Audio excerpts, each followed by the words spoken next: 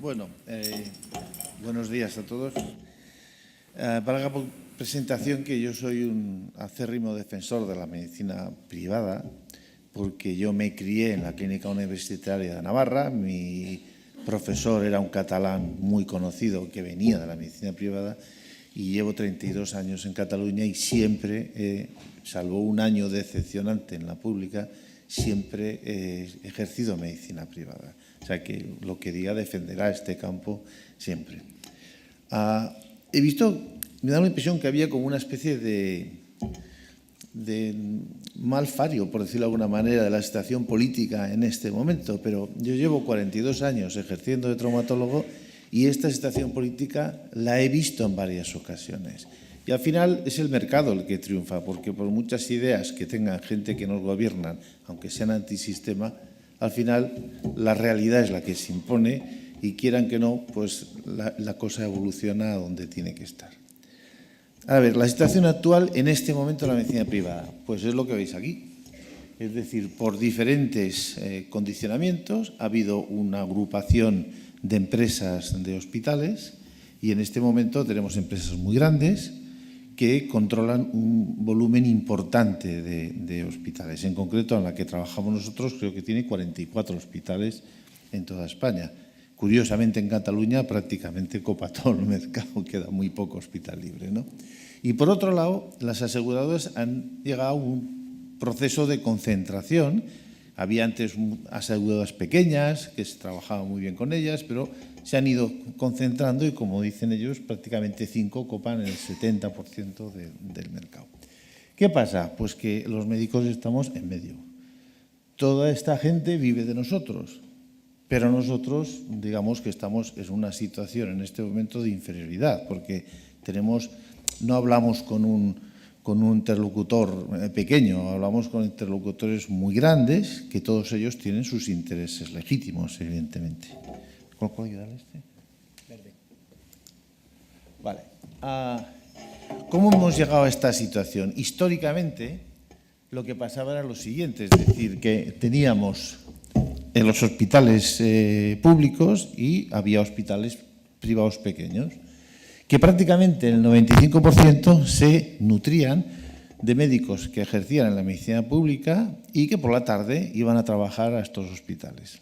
Había un grupo muy pequeño de profesionales reconocidos que hace ya 30 y tantos años pues decidieron que lo que querían era trabajar exclusivamente en la medicina privada y crearon pequeños servicios que ya no era por la mañana en el público y por la tarde en la privada, sino que era todo el día en el hospital privado y empezaron a desarrollarse. ¿Qué ocurrió con el tiempo? Esos servicios fueron creciendo en tamaño, algunos se hicieron universitarios, incluso adquirieron la posibilidad de formar MIR y en este momento realmente esos servicios se nutren de profesionales que solo trabajan en esos servicios y hay un porcentaje mucho más pequeño en que sigue trabajando en el hospital público y coopera con esos grandes grupos. ¿Cuál es la tendencia actual en las condiciones? Pues que haya médicos que solo se van a dedicar o se están dedicando a la medicina pública y grupos grandes que solo se dedican a la medicina privada. ¿Qué ocurre? A ver, las grandes corporaciones hospitalarias no es lo mismo negociar con un hospital pequeño de capital particular que negociar con grupos que tienen detrás grupos de capital riesgo que constantemente les están pidiendo que quieren dinero y que lo quieren además normalmente a corto plazo, ¿no? Entonces, ¿qué desventaja tenemos? Negociamos con gente que necesita, evidentemente, ganar dinero en un tiempo relativo pequeño y, además, esos centros necesitan disminuir costes. ¿Qué oportunidades tenemos? Si nosotros llegamos a un acuerdo con esas grandes corporaciones, tenemos una oportunidad de negociar con las compañías aseguradoras, no como el doctor Jimeno, que está visitando en un pueblo, en un piso, el Paseo Gracia, sino con el doctor Jimeno, que tiene detrás un servicio que factura bastantes millones de euros al mes, ¿no? Eso nos da una posición en que no es lo mismo, negociamos mejor, ¿no? Es una oportunidad en este sentido. Y por otro lado, esas grandes compañías tienen oportunidad de hacer inversiones muy caras y necesarias para mantener en esta medicina privada una calidad puntera, porque en realidad, si la medicina privada hace lo mismo que hace en la pública, pues la gente se va a la pública y ¿para qué se va a gastar dinero en una póliza, ¿no? ¿Qué ocurre con las aseguradoras? Pues es complicado, y de ahí creo que vienen casi todos los problemas que tenemos en este momento. Es decir, la concentración es decir, el volumen de gente que tiene un seguro privado aumenta relativamente poco. Pero, claro, ha habido una guerra de precios y entonces las aseguradoras han ido reduciendo costes. Bueno, tú me cuestas 60 euros al mes y yo ahora te lo ofrezco por 40.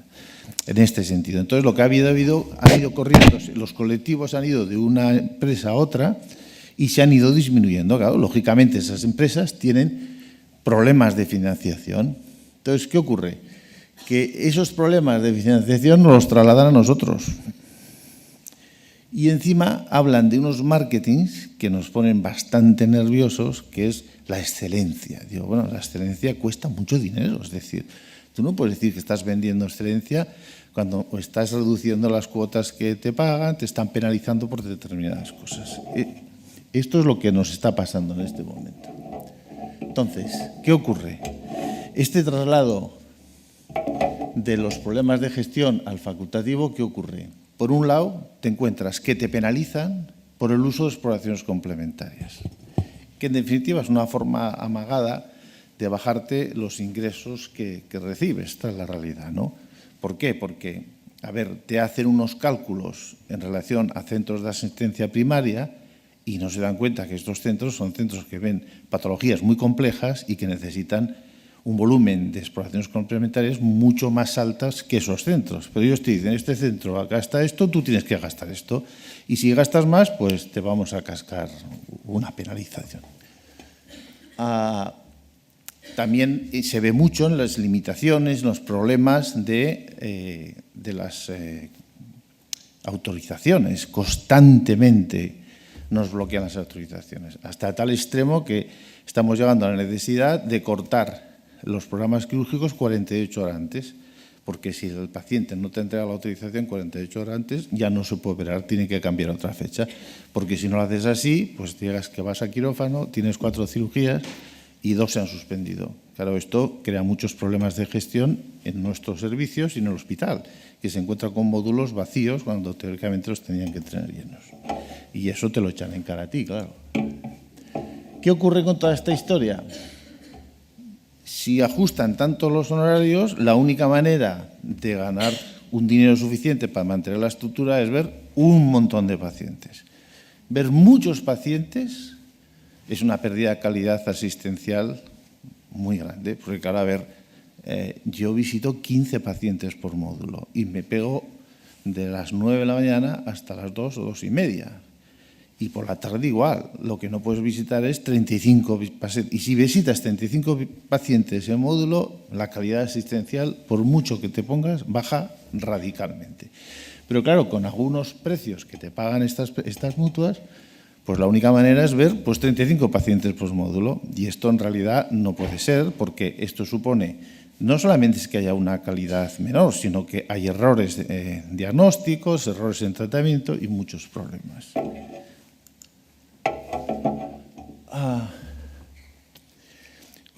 ¿Cuál es la función del médico? Y esto que lo tenemos claros todos. Es decir, nuestra única función es ver al paciente, hacer un diagnóstico adecuado y real.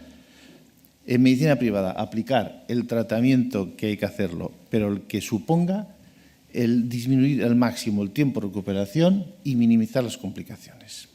Evidentemente que a veces piensas, es que el médico de la medicina privada le importa un rábano lo que gasta. No, perdonad.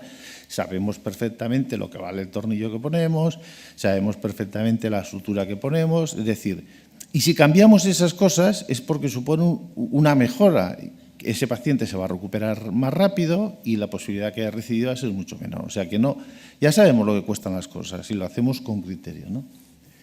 Entonces, ¿cuál es la función de las grandes corporaciones? Nos tienen que proporcionar los medios adecuados. Es decir, si necesitamos un aparato en concreto, ya sabemos que ese aparato lo vamos a rentabilizar, nos lo tienen que proporcionar. ¿Qué tienen que hacer las aseguradoras? Pues mira, asumir sus problemas de gestión. O sea, lo que no puede ser es que el que le diga al paciente, el que no le pida la exploración complementaria al paciente sea yo. Es decir, yo se la pido. El que le tiene que decir que no la va a autorizar es una aseguradora. Y yo le digo la indicación quirúrgica. Y si esa indicación quirúrgica no entra en el cuadro médico de la aseguradora, es la aseguradora la que tiene que decirlo. No tengo que ser yo.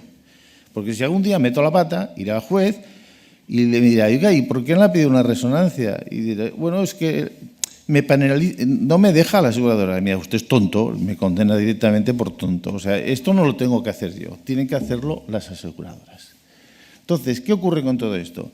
La única manera en medicina privada de sobrevivir es lo que está pasando con grandes servicios. Es decir, hay que hacer grandes servicios súper especializados que hagan cosas punteras que no se están haciendo ahora en este momento y realmente los deberes que tienen estos grandes servicios es conseguir un grado de profesionalización del servicio desde el punto de vista de gestión que lo estamos intentando, pero que todavía no lo hemos conseguido al 100%.